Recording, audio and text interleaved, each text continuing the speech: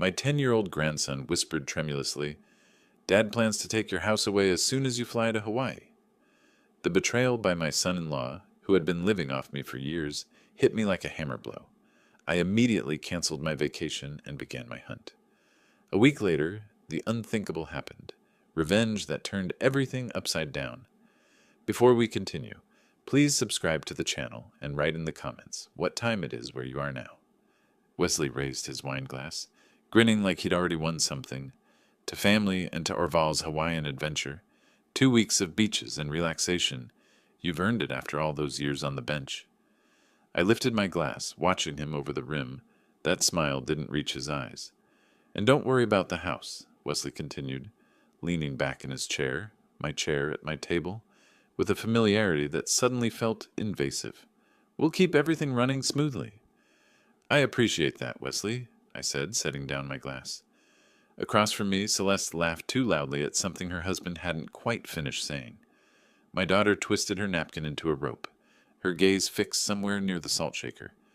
"Never on me." She touched her wedding ring, spinning it around her finger in quick, nervous circles. Tyler pushed pepperoni across his plate, his favorite pizza, untouched. "Dad, you did remember to set up the mail hold, right?" Celeste asked, her voice pitched higher than normal. "And the plant watering? We can handle all that for you." "I've traveled before, Celeste. I know the routine." Wesley checked his phone, third time in 10 minutes. He ran his hand along the back of his chair, almost proprietary, then glanced at his watch. Celeste reached for her water glass. Missed, had to steady it with both hands. Something was wrong. 30 years on the bench teaches you to watch without appearing to watch. Read the room. Spot the lie before it's spoken. And right now, my dining room felt like a courtroom, where I didn't know the charges yet. Tyler blinked rapidly, fighting tears. "Tyler, you've barely eaten," I said, keeping my voice gentle. "That's your favorite, pepperoni and mushroom. What's bothering you, buddy?" The boy's lips parted. Wesley's head snapped up from his phone. "Actually," Celeste said, standing abruptly. "Wesley, could you help me grab dessert from the kitchen?" Wesley hesitated, watching his son. Then he followed my daughter out. Their voices carried through the doorway. Low. Urgent. I caught fragments. "Timing? Documents ready? Tomorrow morning." Tyler's small hand gripped mine under the table. "Grandpa." His voice barely made it across the space between us. I didn't mean to listen, but he glanced toward the kitchen, tears spilling over. "Dad told Mom that when you fly out, they're taking your house. He said you're too old and won't be able to do anything about it." The words landed like a gavel strike. Final. Damning. I felt my blood turn cold, that familiar sensation from decades of hearing verdicts. But this time, I was on the wrong side. This time, I was the victim. "Tyler," I squeezed his hand. "Everything will be okay." Footsteps approached. I released Tyler's hand, picked up my fork, cut into the pizza I could no longer taste. My face remained neutral, calm, exactly how it had looked through 1,000 trials. "Everything okay out here?" Wesley asked, eyes narrowing at his son. "Tyler, you feeling all right, sport?" "He's fine, just tired. School starts soon, doesn't it?" Celeste hustled Tyler toward the stairs moments later, her hand firm on his shoulder. The boy looked back at me once, his expression caught between fear and hope. Wesley headed for the guest room, his office now. I followed at a distance, watched him grab his briefcase. He held it close, protective, a lawyer guarding evidence. At the front door, Wesley turned back. "Enjoy paradise, Orval. When you get back, who knows? Maybe we'll have some surprises for you." I met his gaze. "I'm sure you will, Wesley. I'm sure you will." The door closed. Their footsteps retreated upstairs to the master suite that had been mine and Eleanor's for 30 years before she passed. Now it belonged to them.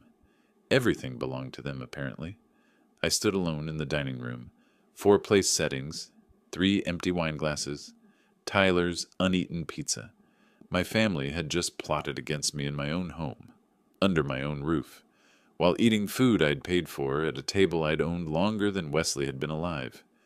I walked to the window, watched the upstairs lights flick on. Wesley's laugh filtered down through the walls. Loud, triumphant. He thought he'd won. Upstairs, I heard movement, water running, Celeste's voice muffled. Tyler's door closing. They were settling in for the night. Comfortable.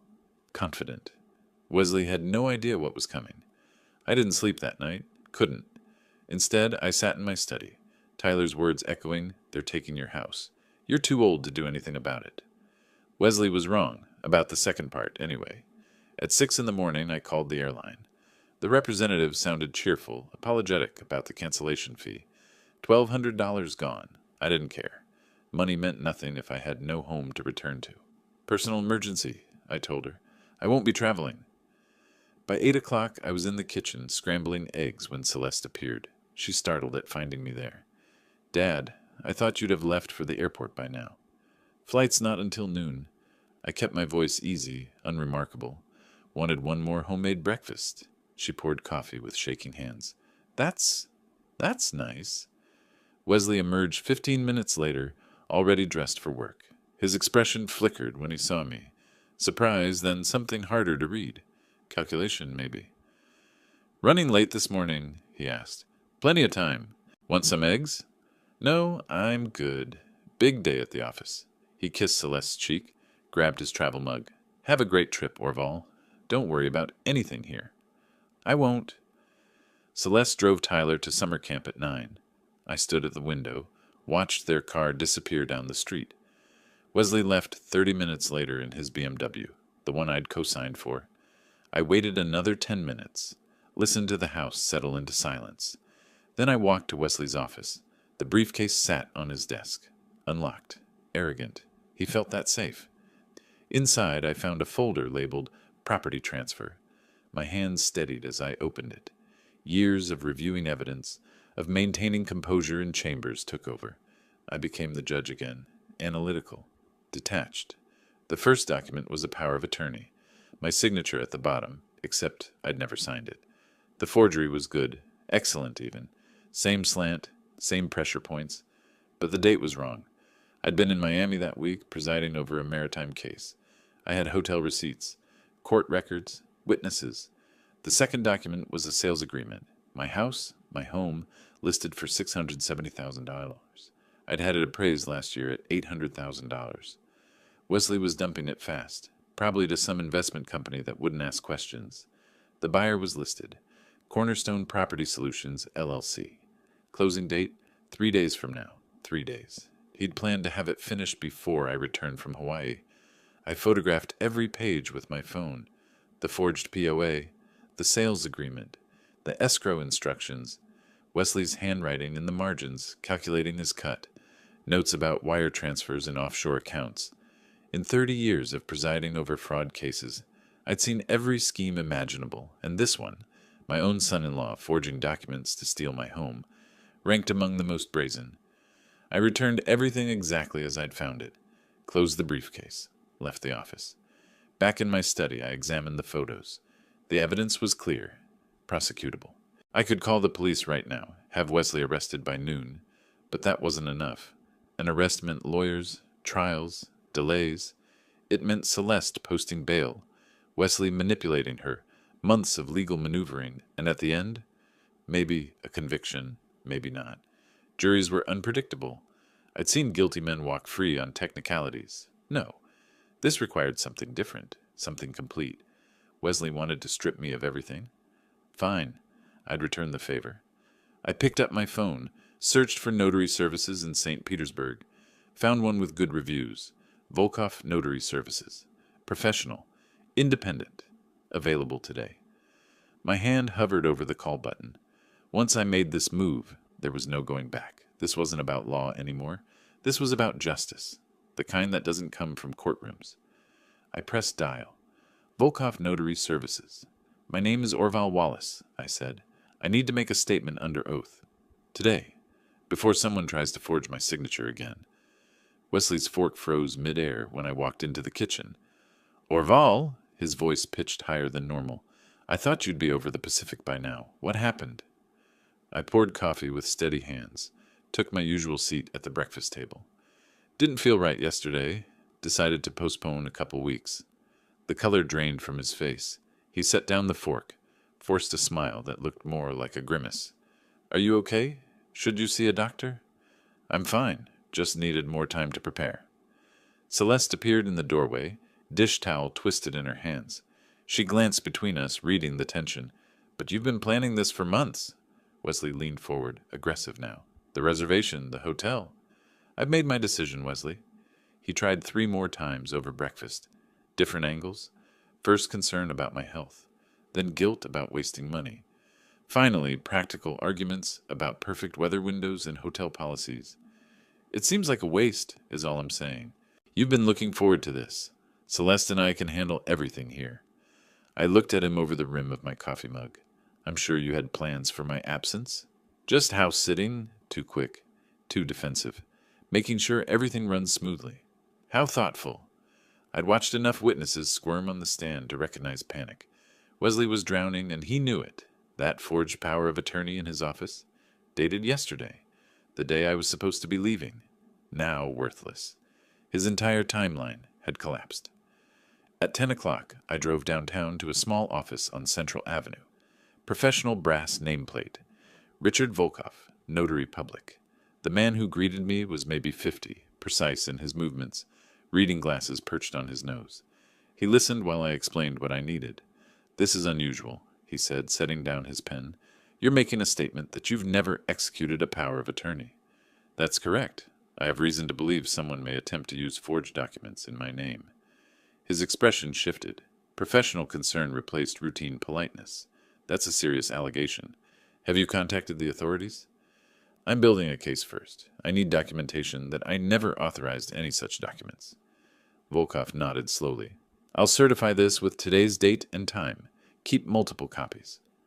I watched him type the statement, print it on official letterhead, apply his seal and embosser. The thump of the stamp was satisfying. First concrete protection in place. He handed me 3 copies. "If anyone tries to use a power of attorney in your name, this proves it's fraudulent." "That's exactly what I need." Linda Saunders's law office occupied the 3rd floor of a building overlooking the waterfront. Estate planning certificates lined the walls. She offered coffee, which I declined, and then got straight to business. "You mentioned on the phone you had questions about property rights." "My daughter and son-in-law live with me," I said. "They pay no rent, no formal lease. I'd like to know my options for removing them from my home." She pulled a legal pad closer, made notes. "Florida law is clear. It's your property. Adult children living there without a lease are considered tenants at will. And I can terminate that will 15 days written notice. If they refuse to leave, you file for eviction. Given no lease and no rent payments, the court will side with you." "How long does the eviction process take?" "In Pinellas County, if uncontested, 3 to 4 weeks total. If contested, maybe 6. I filed that information away. Weapons in the arsenal. "One more thing," I said. "What about protecting assets from fraud?"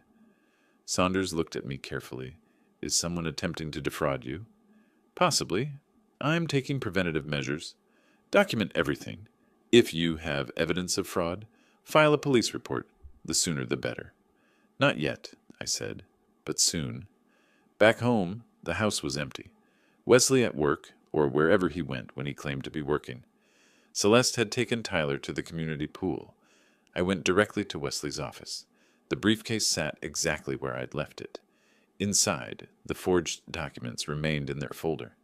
I photographed each page again, this time with my phone's timestamp feature activated. Date, time, location metadata, evidence with a digital signature. I uploaded copies to 3 different cloud storage services, created a password-protected folder on my computer, printed physical copies, and sealed them in an envelope. In my 30 years on the bench, I'd seen cases won and lost on documentation, chain of custody, provable timelines. I was building something airtight. That night, after the house settled into silence, I returned to Wesley's office one final time. The voice-activated recorder fit in my palm. Small, digital, 16-hour battery life. I'd bought it that afternoon at an electronics store, paying cash. In 30 years on the bench, I'd ruled on wiretap evidence. I knew the legal lines. This was my home, my office, technically my desk that Wesley had appropriated. What he said here wasn't protected by any reasonable expectation of privacy. Still, my hand hesitated before activating it. Then I thought of Tyler's face, his whispered warning, the fear in his eyes. I pressed record. The device went into voice activation mode. Silent unless sound triggered it. I slid it behind a row of law books on the shelf, ironic placement, where it would capture the desk area and any phone conversations. Tested it once with a whisper. The LED blinked green. Working. I left the office, closed the door behind me, returned to my bedroom. The trap was set. Tomorrow I'd know what Wesley was really planning.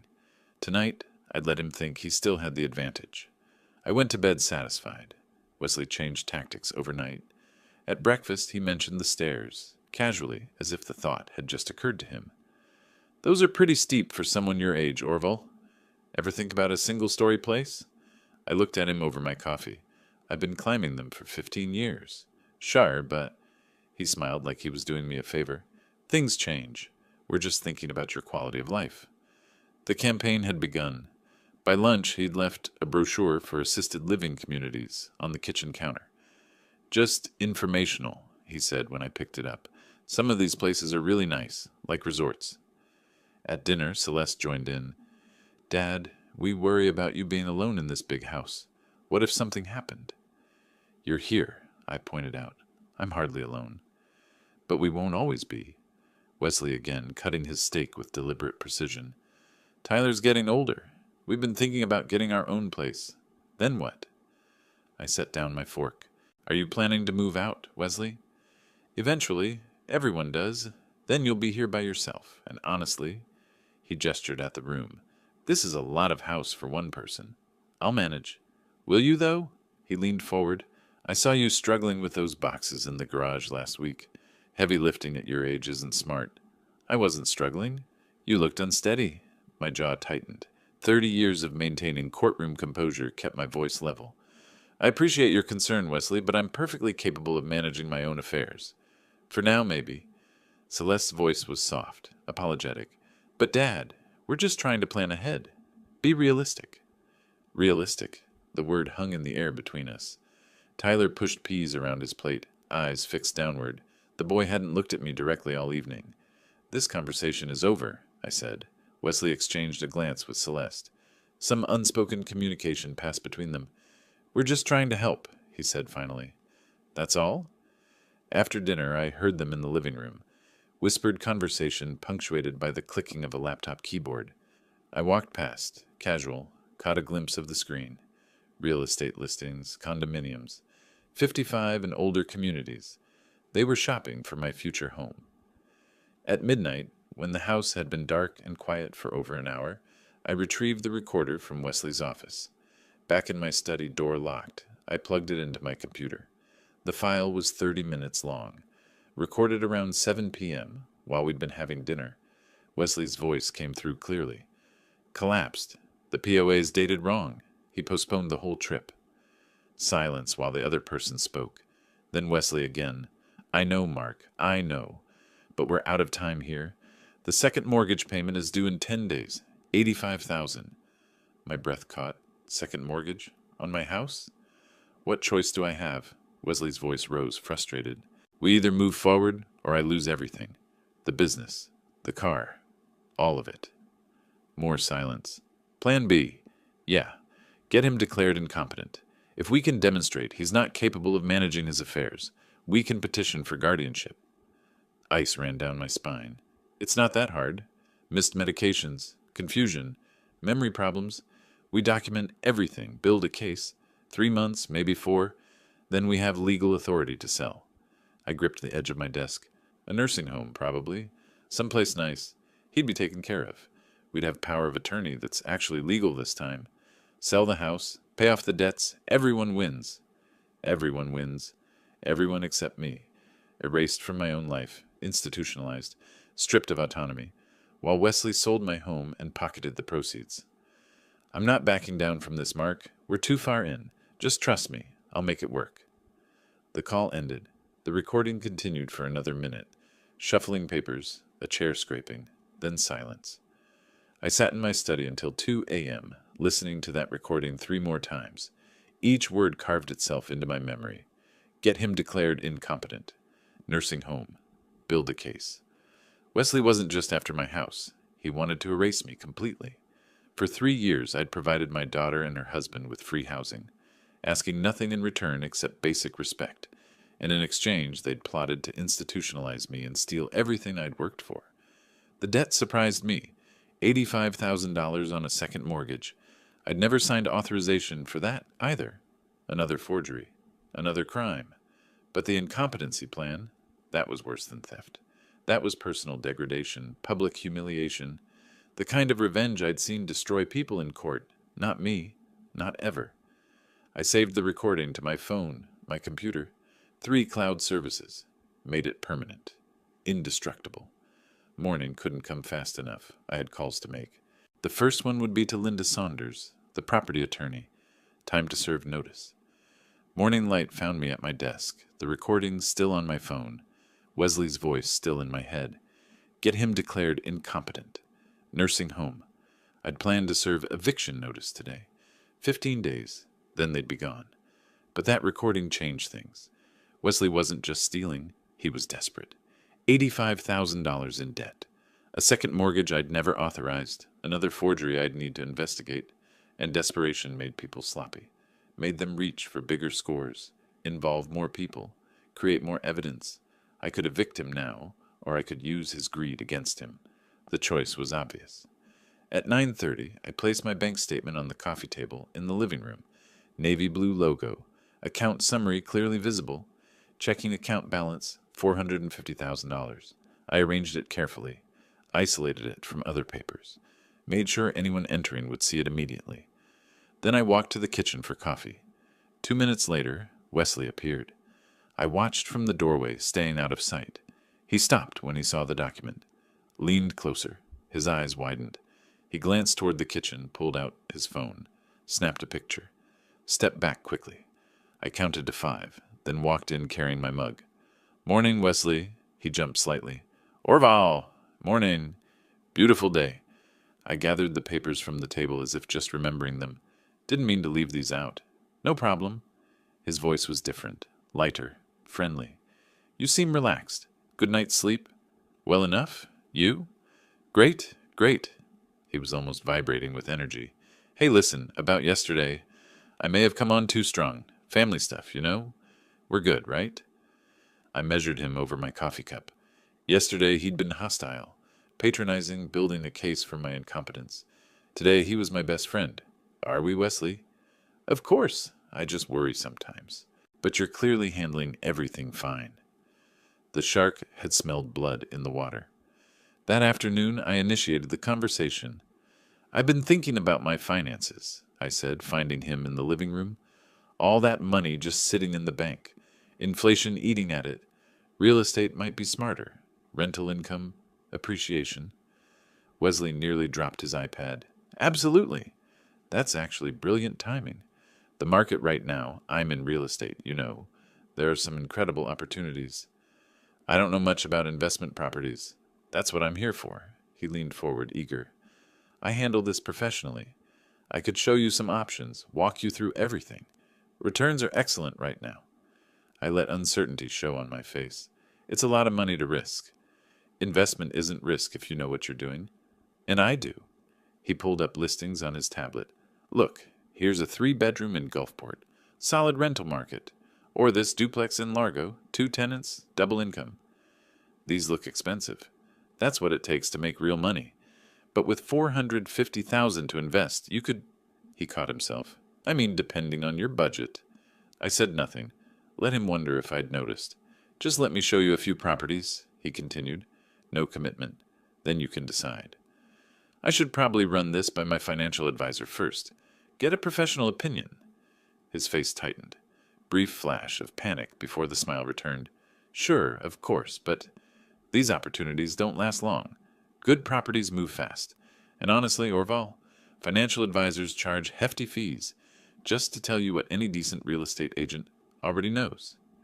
Maybe. I'll think about it. Just a look, that's all I'm asking. I pretended to consider. All right. Show me what you have in mind. The relief on his face was almost comical.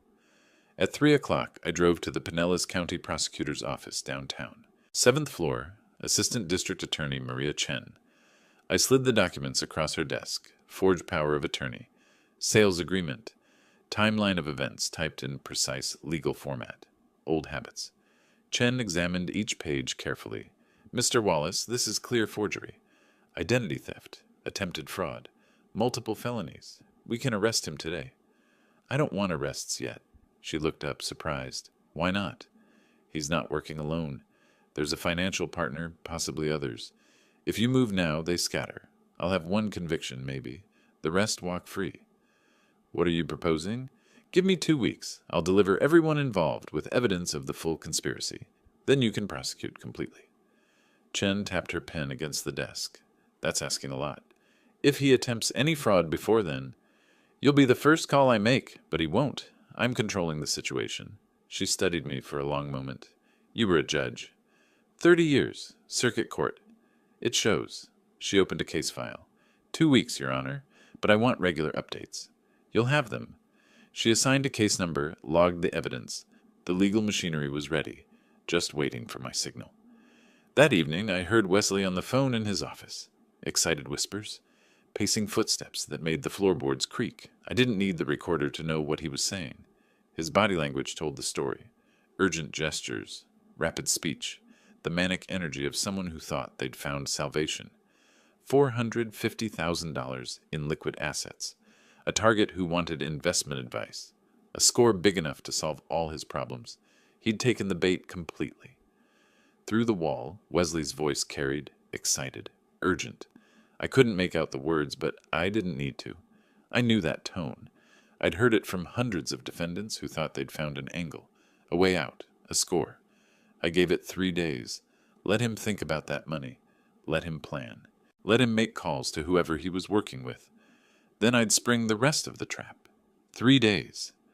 I let Wesley sweat through 3 days of waiting, watching him grow more eager, more friendly, more desperate to close his deal. Every morning he'd casually mention real estate markets. Every afternoon he'd show me properties on his tablet. Every evening he'd pace in his office, making calls. On the 3rd day I gave him what he wanted. Wesley, I said that morning, finding him in the kitchen, let's look at those properties. His face lit up. Really? That's fantastic. I've identified 3 excellent options. When were you thinking? Today works. Perfect. Let me grab my keys. The first property was a foreclosure in Seminole. Small ranch house, peeling paint, overgrown yard. Wesley talked fast, pointing out potential. Needs cosmetic work, but structurally sound. Listed at $240. With $20,000 in renovations, you could rent it for $1,800 monthly. Great return. I walked the perimeter, noting the foreclosure notice still taped to the door. When does the legal hold clear? Wesley hesitated. Legal hold? Foreclosures can't sell until the bank processes all paperwork. Court filings, title clearance, usually takes months. Right, yes. But my contact at the bank can expedite.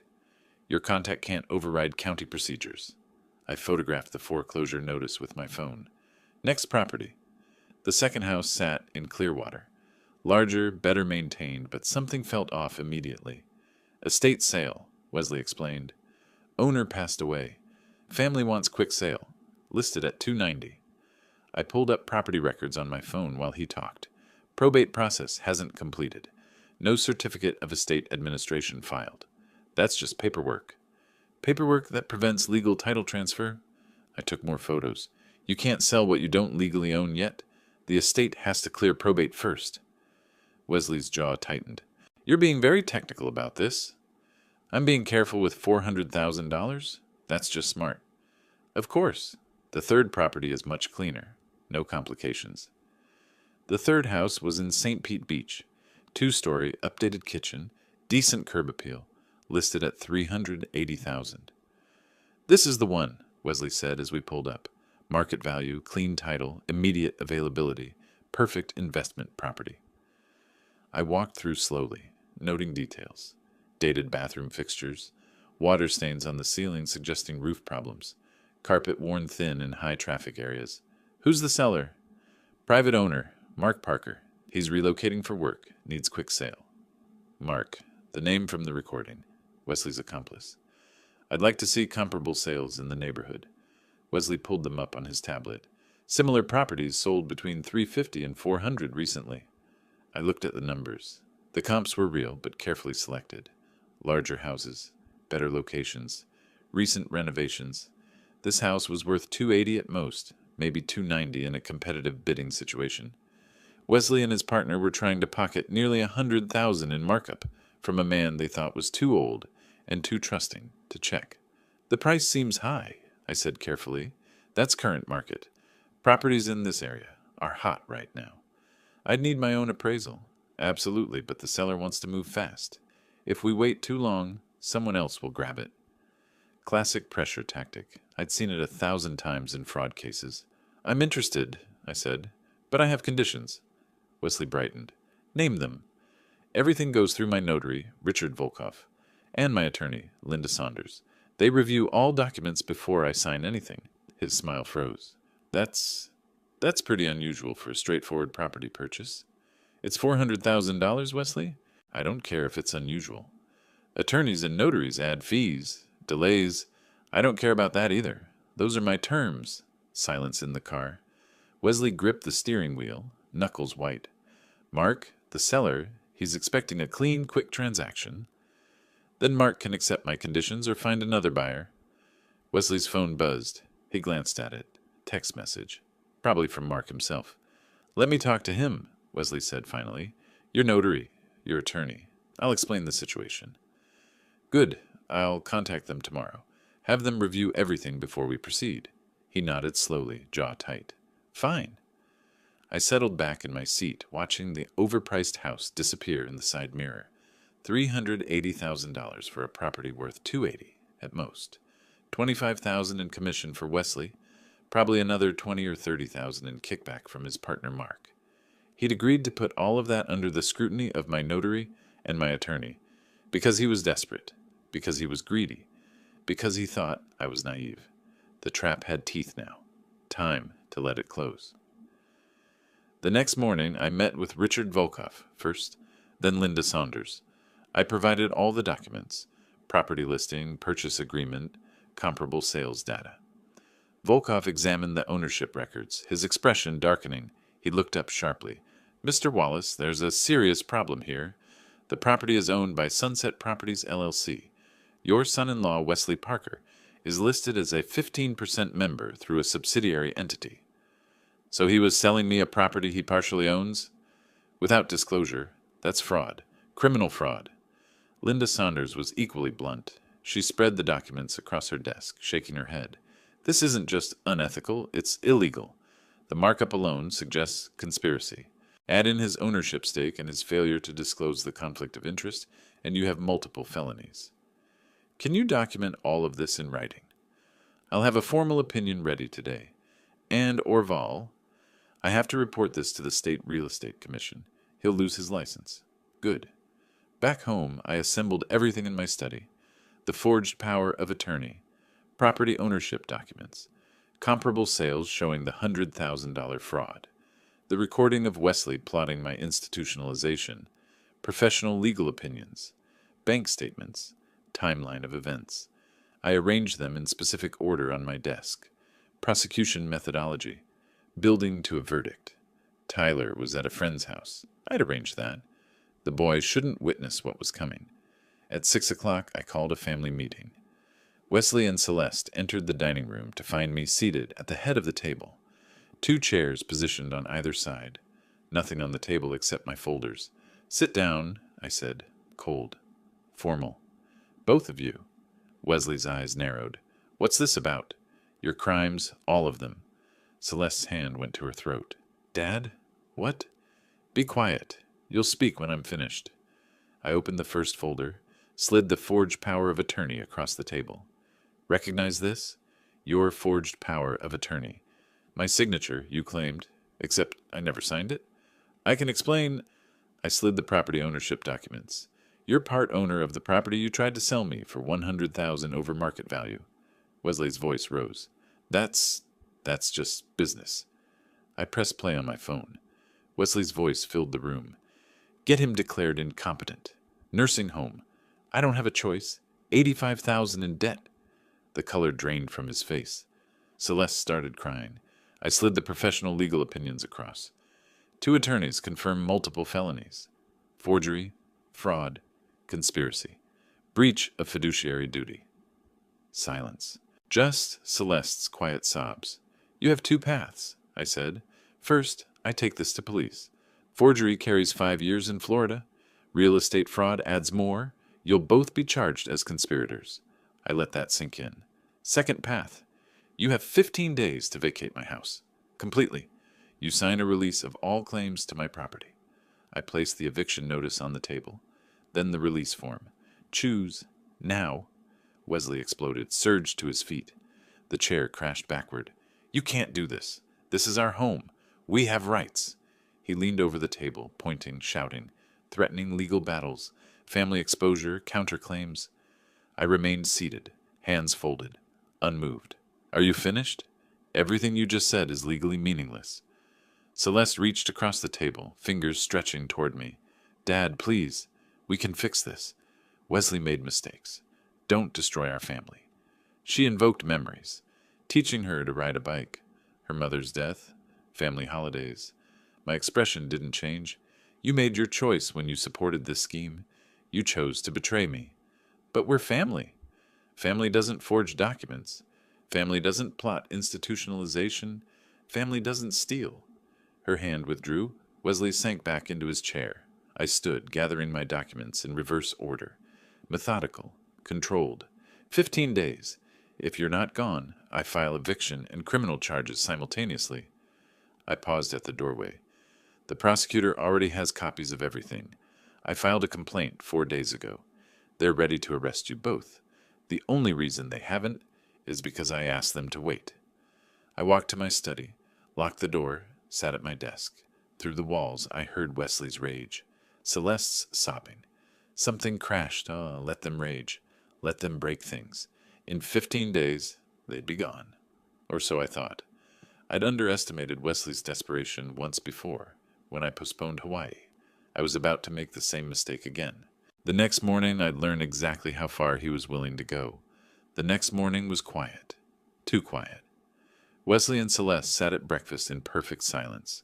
No tears from her, no rage from him. Just cold, determined calm. I should have recognized it. In 30 years on the bench, I'd seen it before. The moment a defendant stops fighting the charges and starts fighting the system. The shift from denial to strategy. But I was tired from the confrontation, satisfied with my victory, and I missed it completely. The courier arrived that afternoon. Orval Wallace? The woman held a clipboard. Yes. Sign here, please. Legal documents, official seal. I opened the envelope in my study. Petition for emergency determination of incapacity. Filed by Wesley Parker and Celeste Wallace Parker, concerned family members. Requesting court order for psychiatric evaluation and guardianship proceedings. They were trying to have me declared incompetent.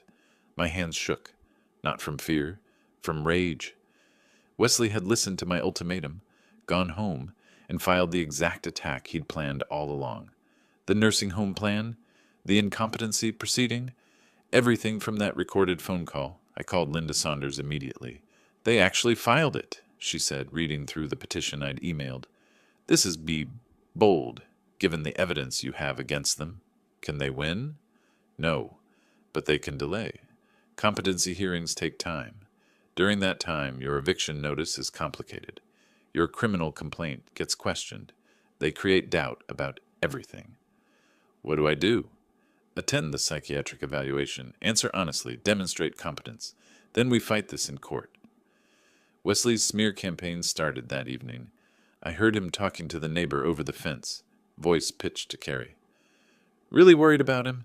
He's been acting strange, paranoid, accusatory. We think he might need help. 2 days later, another neighbor stopped me at the mailbox. Orville, I heard you've been having some difficulties. If you need anything, I'm fine. Wesley mentioned you'd been confused lately, forgetting things, making accusations that don't make sense. I smiled tightly. Wesley is facing criminal charges for fraud. Consider the source. But doubt had entered her eyes. For a week, I endured their harassment, late-night music from their room, staged conversations in the hallway about my supposed confusion, Celeste loudly asking Wesley, "Should we hide the car keys? What if he gets lost?" Every neighbor they encountered received the same story. Elderly man, declining mental state, family concerned for his safety. Tyler became a weapon. They coached him to act worried around me, to ask if I was feeling okay, to mention to his teacher that Grandpa was acting different. I documented everything, photographed staged incidents, recorded conversations, built my counter case. The psychiatric evaluation came on day 5. 2 hours with Dr. Patricia Morrison, cognitive tests, memory assessments, questions designed to reveal impairment. I passed everything. Perfect scores. She seemed almost disappointed. "Mr. Wallace, I see no evidence of diminished capacity. Your cognitive function is excellent for your age, or any age, frankly. Will you state that in your report?" "I will, but understand, the court will still hold a hearing. Your son-in-law's attorneys will present their case. This process takes time." Time I didn't have. Time Wesley was using to destroy my reputation, turn my community against me, and remain in my house. The hearing was scheduled for 2 weeks out, 2 weeks of living under siege in my own home. I barely slept. Every sound made me alert. Every conversation in the hall was potential evidence or potential attack. My face looked hollow in the mirror. Older, tired. Wesley noticed, smiled. "You should rest, Orval. You look exhausted, stressed, almost unstable." I walked away, documented the interaction, added it to the growing file. The night before the hearing, I sat in my study, surrounded by evidence. Medical reports showing perfect cognitive function. Documentation of Wesley's harassment, his debts, his crimes, the recording, the forged documents, professional opinions. Everything I needed to win. But winning would take time, and during that time, I'd live in this house with them, under attack. My reputation questioned. My sanity debated in public court. Wesley thought he was smart, thought he'd found the perfect strategy. He hadn't. Because tomorrow, in that courtroom, I had surprises he didn't know about, evidence he didn't expect. I'd been a judge for 30 years. I knew how to handle a courtroom, and I knew how to win. I dressed carefully that morning, dark suit, pressed shirt, polished shoes. Every detail mattered. Visual authority before I spoke a word. In my study, I reviewed the evidence one final time. 3 psychiatric evaluations, all perfect. Neighbor statements attesting to my competence. Documentation of Wesley's harassment. Timestamps, photos, noise complaints. I left the house at 7:30, avoiding Wesley and Celeste. Drove to Pinellas County Courthouse through light traffic. Linda Saunders met me at the entrance. "Ready?" "I've been ready for 30 years. The courtroom was formal. Polished wood. Florida state seal behind the bench. Judge Margaret Brennan presiding. We'd served together years ago, though in different courts. She'd be fair. Wesley sat with his attorney, Burton Hayes, an aggressive type who made his living on overconfident openings. Celeste was in the gallery, pale and nervous. Tyler wasn't there. Too young for this. Judge Brennan entered. We stood. "Be seated. Mr. Hayes, this is your petition. Proceed." Hayes launched into his case. Orval Wallace, elderly man, declining mental state, canceled Hawaii trip irrationally, made paranoid accusations against loving family, hostile, confused, potentially dangerous to himself. Wesley testified. Concerned son-in-law, just wanted to help. Orval had been erratic, aggressive, making wild claims about forged documents. Hayes showed photos of the house, ones Wesley had staged to suggest neglect. Judge Brennan listened, but her expression was skeptical. "Mr. Hayes, you're asking this court to declare Orval Wallace, a former district court judge with 30 years of distinguished service, mentally incompetent?" "With respect, Your Honor, mental decline can affect anyone. Age doesn't discriminate. The family has serious concerns." "Concerns based on what, specifically?" "Paranoid accusations, irrational decisions, hostility toward family members attempting to help him." Judge Brennan leaned back. "Or a competent man responding appropriately to actual threats. Let's see the evidence." I stood. Linda handed the judge 3 evaluations. "Your Honor, we have reports from 3 independent psychiatrists, Dr. Helen Morrison, Dr. James Chen, Dr. Patricia Vasquez. all examined Judge Wallace within the past week. Brennan read carefully. Her eyebrows rose. Excellent cognitive function, no signs of dementia, reasoning skills intact, emotionally appropriate responses. Mr. Hayes, these are damning to your case. Those doctors only saw him briefly. His family lives with him. Your Honor, I said, may I present evidence of what they actually see? I placed the forged power of attorney before the judge.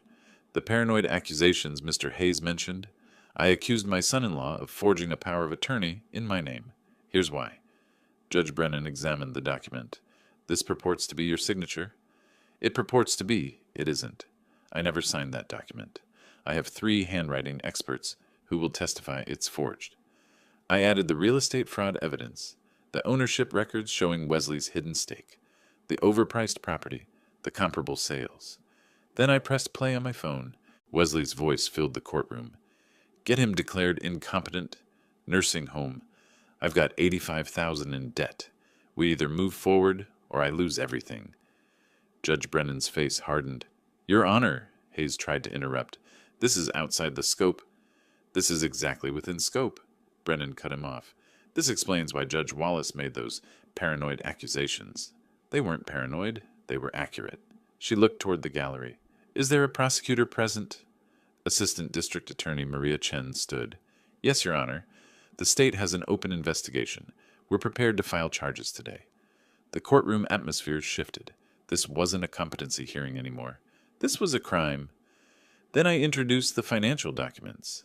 That $450,000 Wesley mentioned, it included $180,000 my daughter Celeste inherited from her grandmother 3 years ago. I was holding it in trust for her safety. I slid the trust documents and bank transfers across to the judge. He withdrew that money without Celeste's knowledge or consent. He gambled it away on cryptocurrency debts. She never knew. Celeste in the gallery went white. What? Her voice cracked. Wesley, what is he talking about? Wesley wouldn't look at her. You spent my grandmother's money? She stood, chair scraping. My inheritance? Wesley. Celeste, I was going to tell you. I was fixing it. Bailiff, Judge Brennan said quietly. A court officer moved to Celeste's side as she started crying. Hysterical, disbelieving. They helped her from the courtroom. Her sobs echoed even after the door closed. Wesley sat frozen, staring at the table.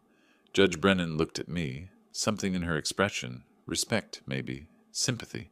We'll take a 30-minute recess. When we return, I'll rule on this petition. And Mr. Morrison, from the prosecutor's office, prepare your filing.